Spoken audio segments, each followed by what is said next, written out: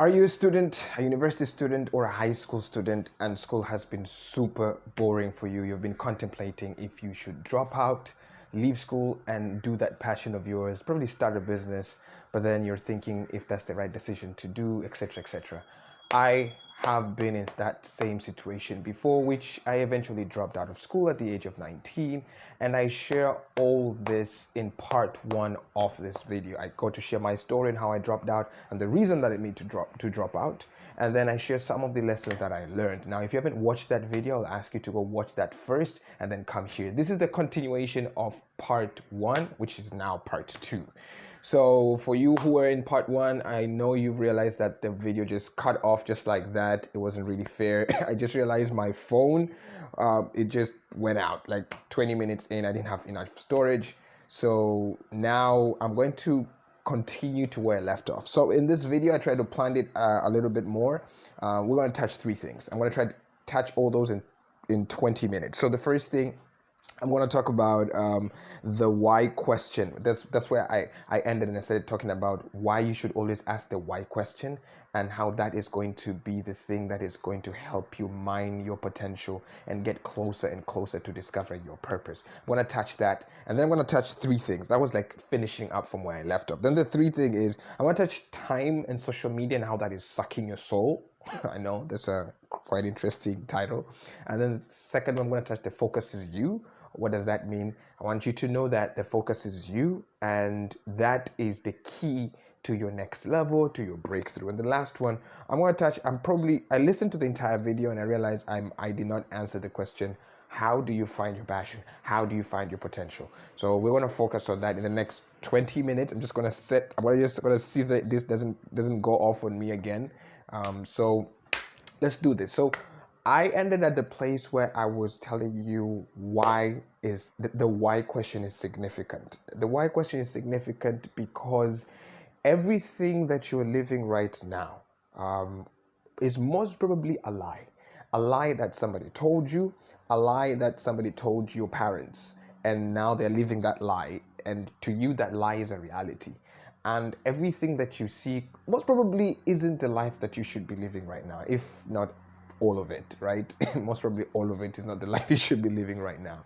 That goes to every aspect of your life.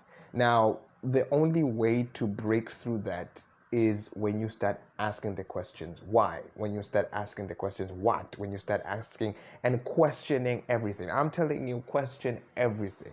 I feel like everything is most probably an opinion that people took as a truth or as a state, as like a solid substance principle to live on, while it was just an opinion that somebody gave. Now that could be as simple as why are you, that's like something I heard, why are you using that frying pan? I'm like, I'm using this frying pan, I'm frying like this. Why are you doing that?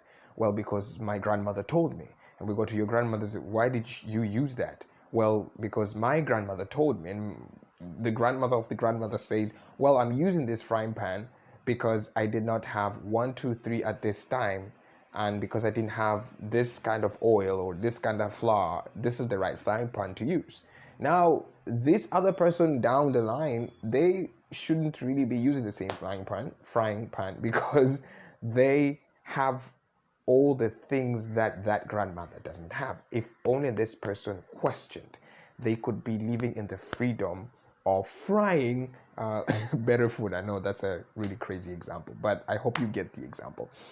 So that's the key.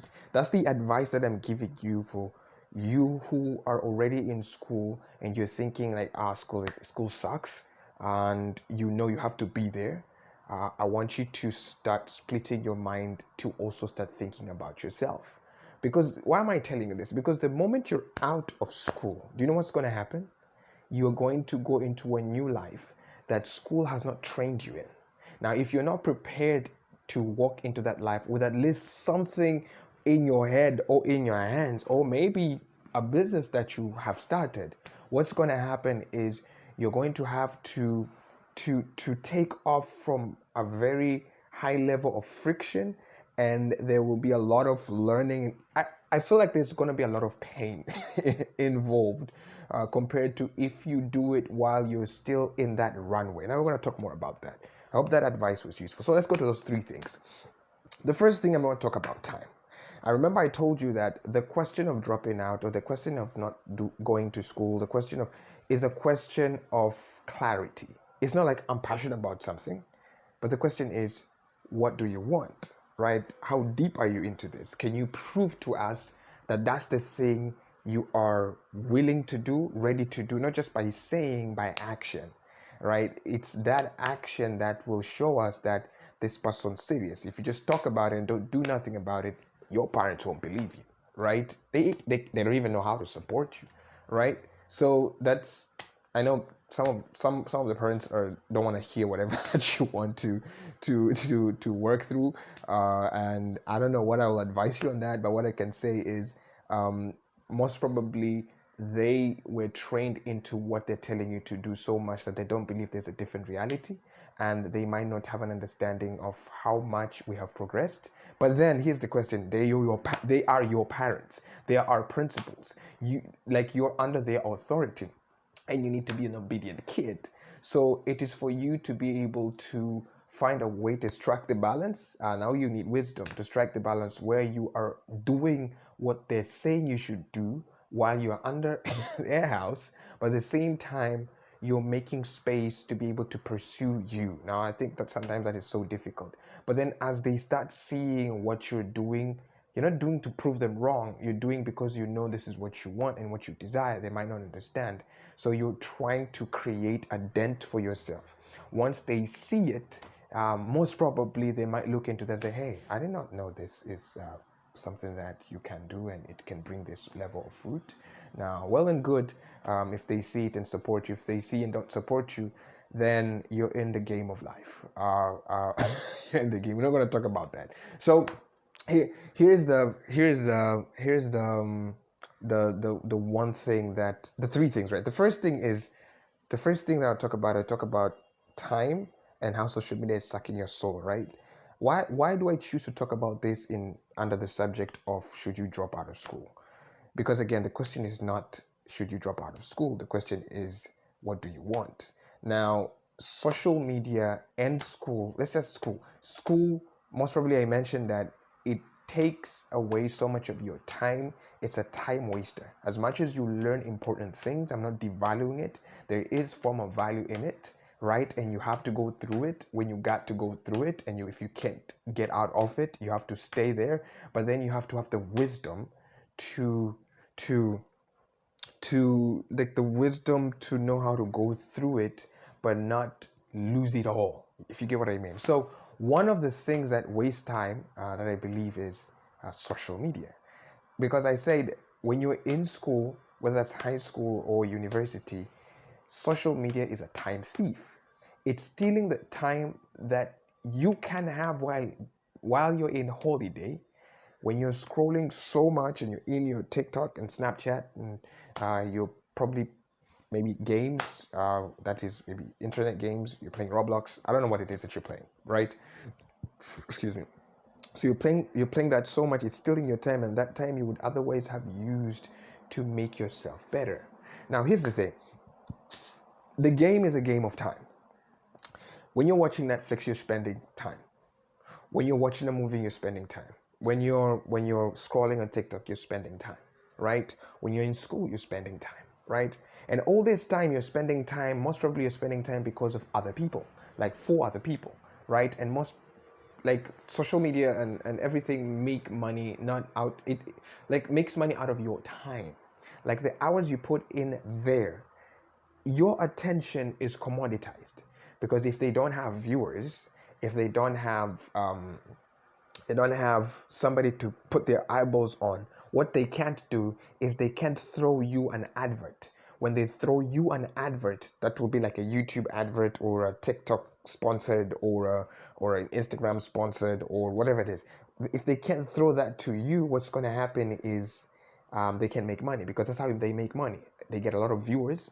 They get you to create content, or get somebody to create content when they have a big audience. So they're like, hey, you have this big audience, great. So I have a business person back here who wants to promote their product, and I see you have a lot of audience. So here's the thing, right? I'm gonna tell them that they can promote this product in your audience, right? And I'm gonna take money from them because I own YouTube, I own TikTok, I own everything, right? So because I own that, but I'm going to give you some of that amount of money because you've put in the sweat and tears to create content, and then I'm gonna give you that money so that you can go on creating.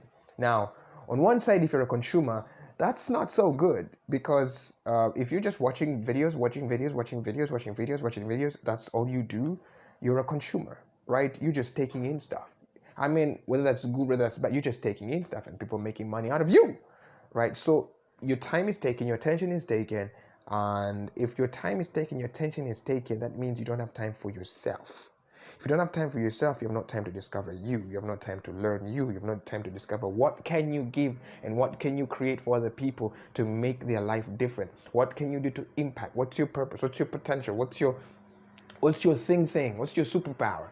So that you too can offer something to others that can change their lives. And yes, in return, make a lot of money, right? So you don't have time for that because you're always into that thing, right?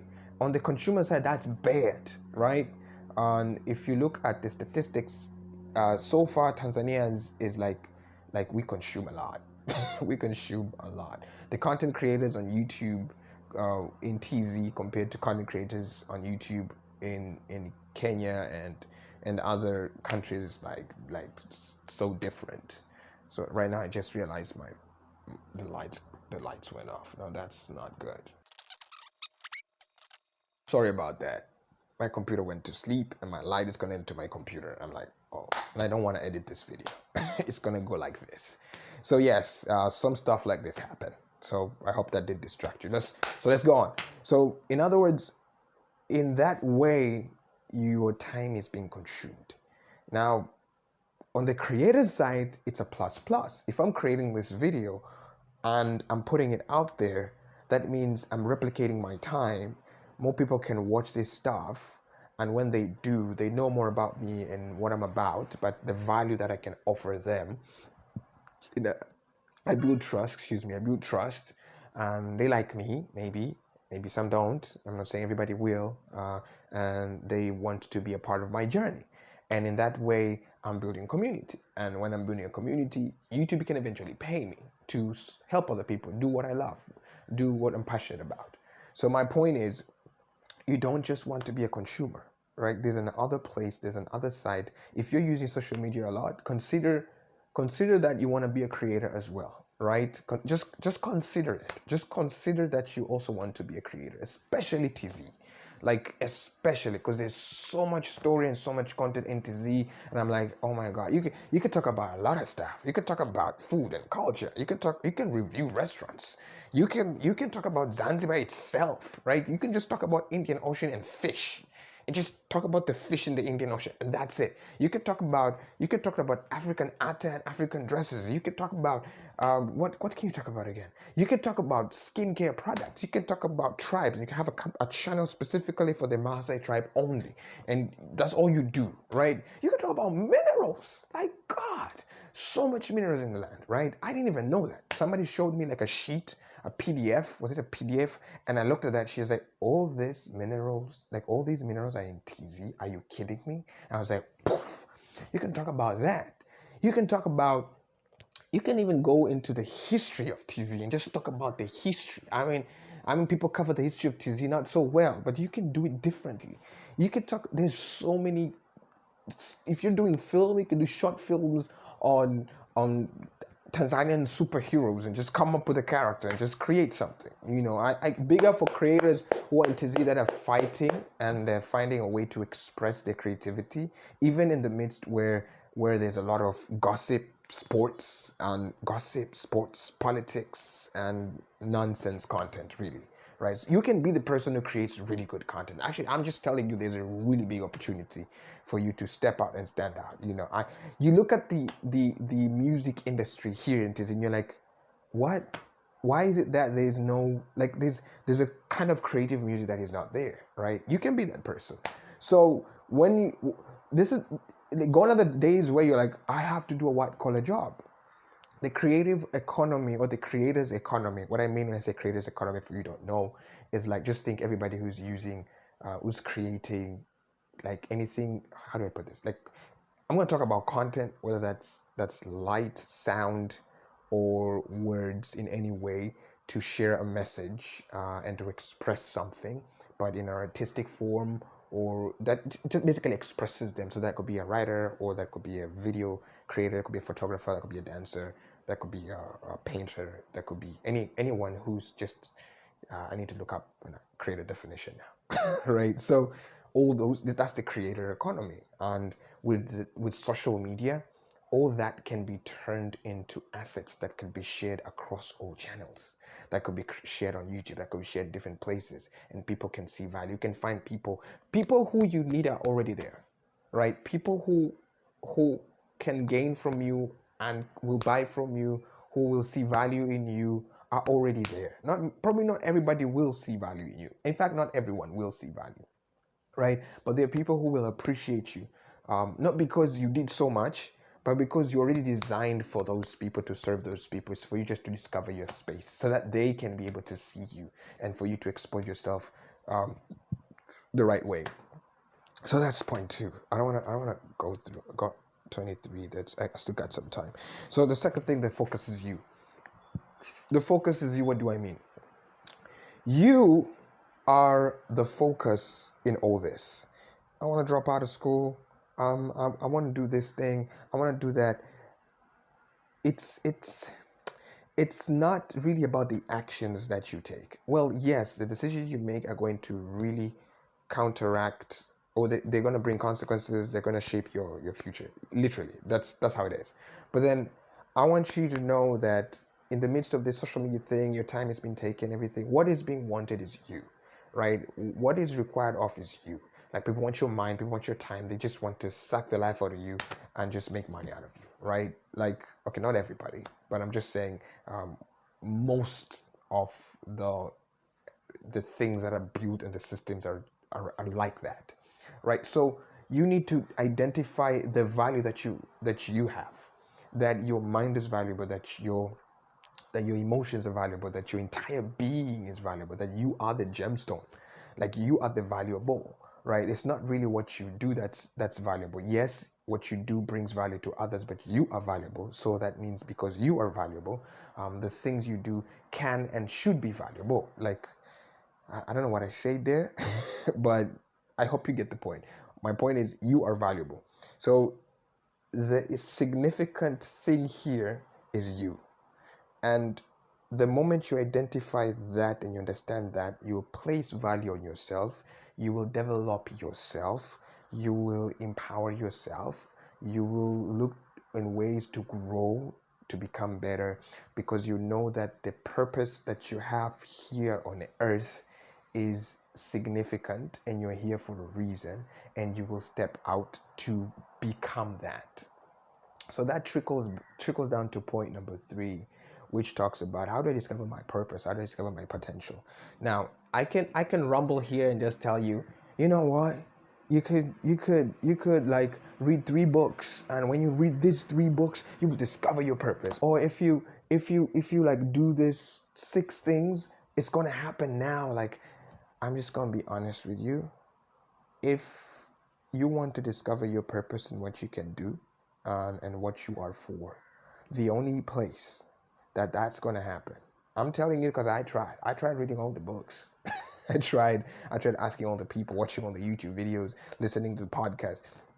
The only place that you could find your purpose and feel significant and know this is me, this is what I'm for, I'm going for this, I'm so confident about this, I have the peace and the joy and the power, like I know this is what I'm for, I don't care if everybody's against me, there's someone who is for me. The only place, now this is not a cliche, right, it's God. Now, I'm not talking about no religion here. So whether you're a Muslim or a Christian, you're whatever religion that you're in, this is not what I'm talking about. I'm talking about the one who created you, the manufacturer of you, the maker of you. That's the only place that you are going to find your purpose. You are going to find your significant, right? And I believe in Christ, and I believe that Christ is the King, and he's Like he's the one who gives us an identity to identify with, and in him we live and move and have our being. Like that's the fabric of our DNA is intertwined with him. Like if I try to live my life apart from him, is like not life. Like my life is intertwined in him, and I believe that the freedom that you're looking for is not in the actions that you're taking or the people that you're looking up to, the desires, the goals that you have, or the money that you'll make, or the woman that, or the girlfriend, the boyfriend that you're looking for, right? Or the, I don't know, whatever it is, like everything external to you and that you feel will satisfy and give you a sense of significance and life. That stuff ain't gonna work. Like, just give me, because I tried. Like, I tried. We'll talk more about this probably, but I tried. So that stuff's not gonna work. You need to you need to find the true identity, and I've come to discover in my life that the true identity that you're looking for is not in yourself. Is fabricated in Him. When you discover Christ, um, um, um, you discover yourself. Now, I ain't not preaching to you, right? I'm just telling you the facts. Like, this is the truth. Like, that's it, right? There's no any other thing that has helped me that is helping me. So having said that, the question still remains, okay, so how do I still find my purpose and my potential? You told me about my maker, my manufacturer, you told me about Christ, you told me about all these things. I'm going to be honest with you. It's not a one-day thing. It's not like, oh, I found it today. That I like these 6 steps and I found it. It's not like that, because there's so many things that you have been learning for the last 16, 15 years that are not even helping you.